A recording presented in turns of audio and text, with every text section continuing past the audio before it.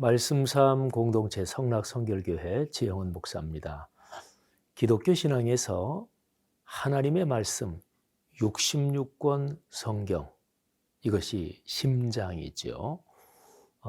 유일하고 완결된 하나님의 계시입니다. 그런데 말씀은 너무도 종종 지식의 유희로 또는 지식의 자랑으로 타락하기 쉬워요. 그래서 말씀하고 더불어 반드시 필요한 것이 기도입니다. 그러니까 성경에서 말씀 얘기한다 그러면 기도가 포함되어 있다고 보면 되고요. 또 기도 얘기를 한다 그러면 그 전제로 말씀이 깔려 있고 말씀이 포함되어 있다 이렇게 보면 됩니다. 그러니까 말씀과 기도는 사실은 뗄 수 없는 한 덩어리죠. 오늘 고난주간 첫째 날인데요. 마가복음 11장 15절부터 25절 묵상하겠습니다.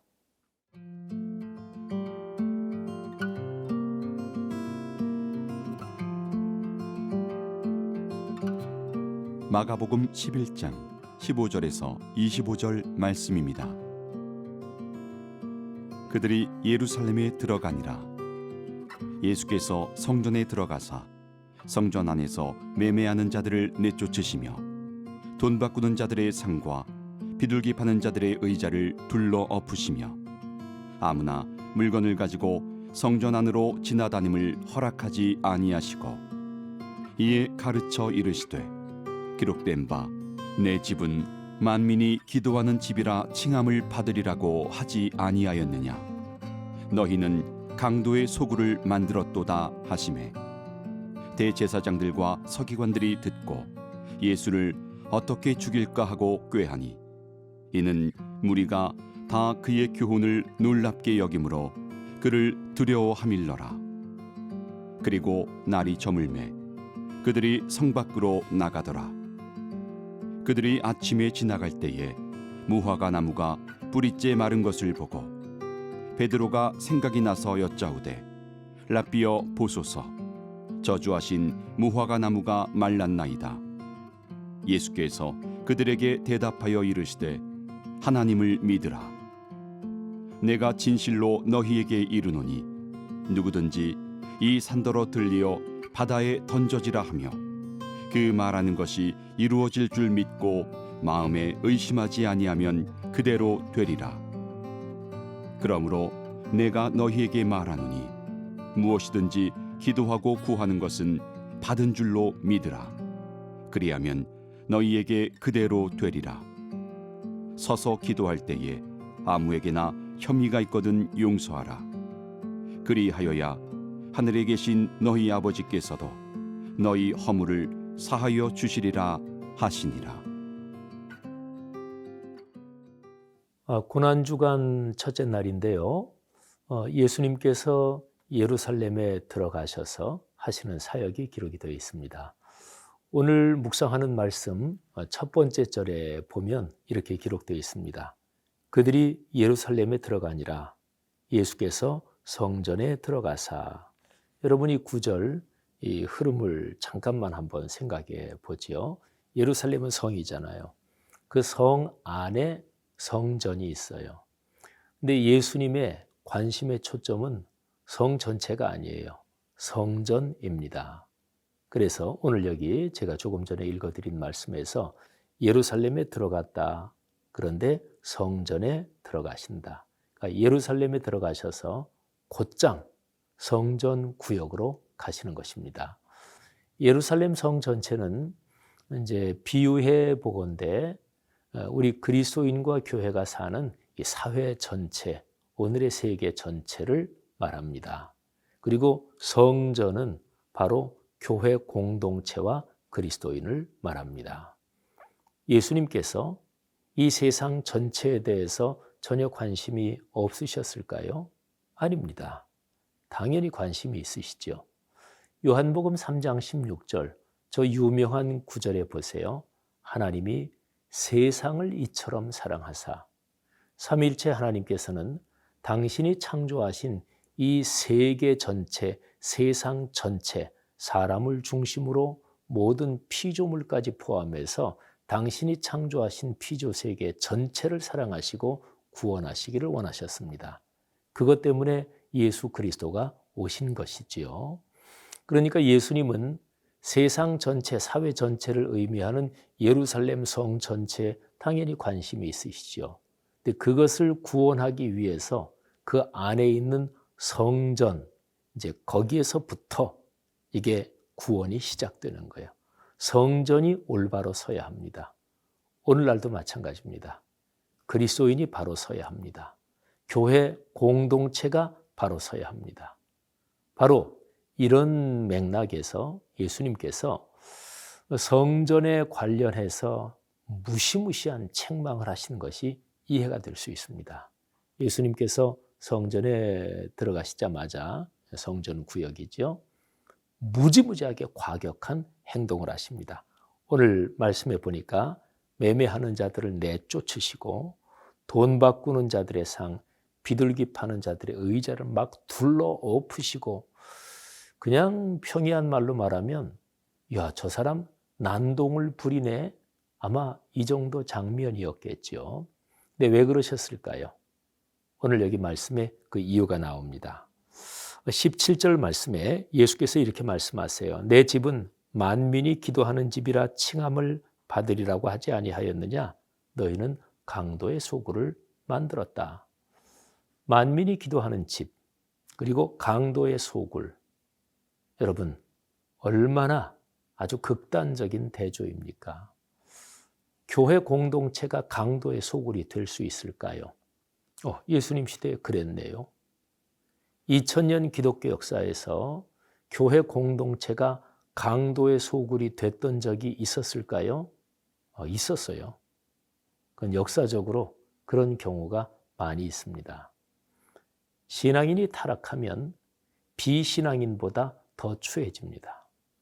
교회 공동체가 타락하면 그러면 사회 다른 집단들보다 더 악해질 가능성이 많습니다. 강도의 소굴이 되는 거죠.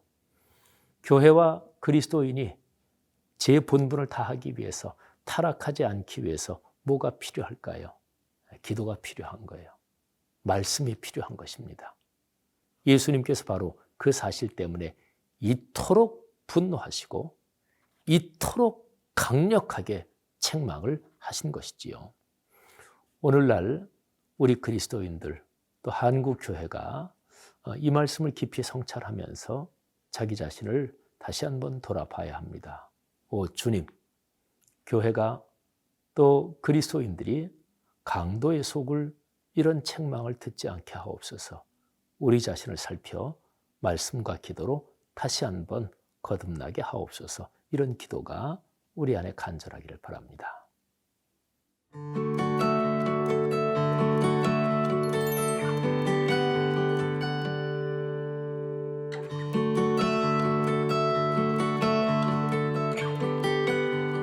오늘 말씀에서 아주 강력하게 책망하시고 그리고 무지무지하게 분노하셨던 그 예수님께서 월요일 그때 예루살렘에서 사역을 하시고 성전 구역에서 그렇게 사역을 하시고 날이 저물 때 성 밖으로 나가십니다.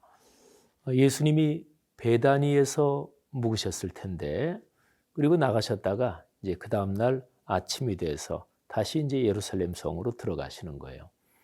근데 들어가시는 길 중에서 거기 무화과 나무가 있었는데 첫날 예루살렘으로 들어가실 때 그 무화과 나무를 무섭게 책망하시면서 사실은 저주하신 적이 있습니다. 예수님이 무화과 열매를 좀 잡수시려고 가까이 갔는데 열매가 없었어요. 그래서 예수님께서 앞으로는 사람이 내게서 영원히 열매를 먹지 못할 것이다.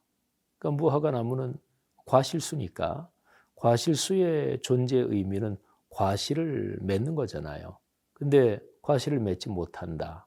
그러니까 과실수, 그 무화과 나무에게는 저주고 그리고 가장 무서운 책망이지요. 근데 그 이튿날 이제 예루살렘 성으로 제자들하고 이렇게 가는데 그 길가에 무화과 나무를 보니까 뿌리부터 말라버렸습니다. 오늘 여기 성경 말씀에 그렇게 기록이 되어 있죠. 20절. 그들이 아침에 지나갈 때 무화과 나무가 뿌리째 마른 것을 보고 그래서 베드로가 놀래가지고 예수님께 말씀을 드리죠. 랍비요 보소서 저주하신 무화과가 말랐습니다. 근데 예수님께서 이 말씀을 들으시고 기도에 대해서 가르침을 주십니다. 그런데 예수님이 기도에 대해서 가르침을 주신다. 이게 어제 성전에서 예수님께서 분노하시면서 가르치신 그 말씀하고 연관이 돼요. 예수님께서 그토록 분노하신 이유가 만민이 기도하는 집을 강도의 소굴로 만드는 거잖아요. 그러니까 기도가 사라졌어요. 말씀과 기도가 빠져버렸습니다. 그러니까 하나님 신앙이 사실은 빈 껍데기만 남은 거지요. 그리고 예수님이 지금 기도에 대해서 가르침을 주시는 거예요. 서로 연관이 되지요. 기도에 대한 예수님의 가르침은 두 가지 초점이 있습니다. 첫째는 하나님과의 관계에서, 두 번째는 사람과의 관계에서. 하나님과의 관계에서 기도하는 사람에게 중요한 것이 하나님을 신뢰해야 합니다. 그건 어떻게 보면 너무나 당연하지요. 아니, 하나님께 기도하면서 하나님을 신뢰하지 않으면 그거 뭐하러 기도해요? 사실은 기도할 필요도 없는 것이고 기도가 의미가 없잖아요.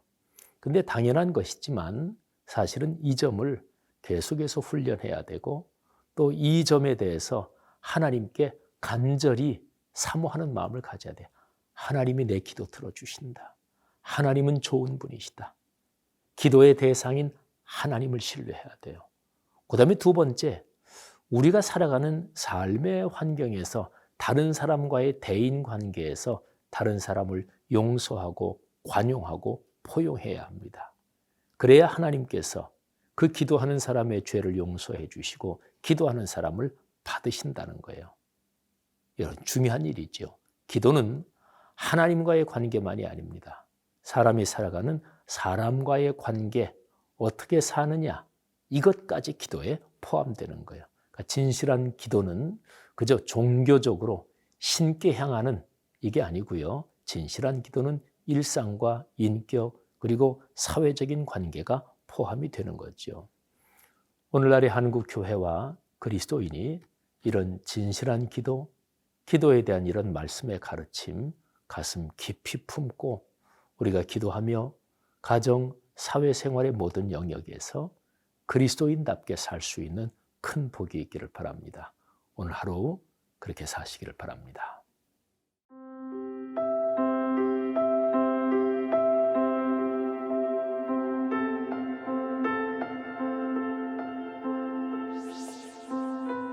한국 교회마다 또 모든 신앙 공동체마다 말씀과 기도가 살아 움직이는 거룩한 복을 주옵소서. 예수님 이름으로 기도 올립니다. 아멘.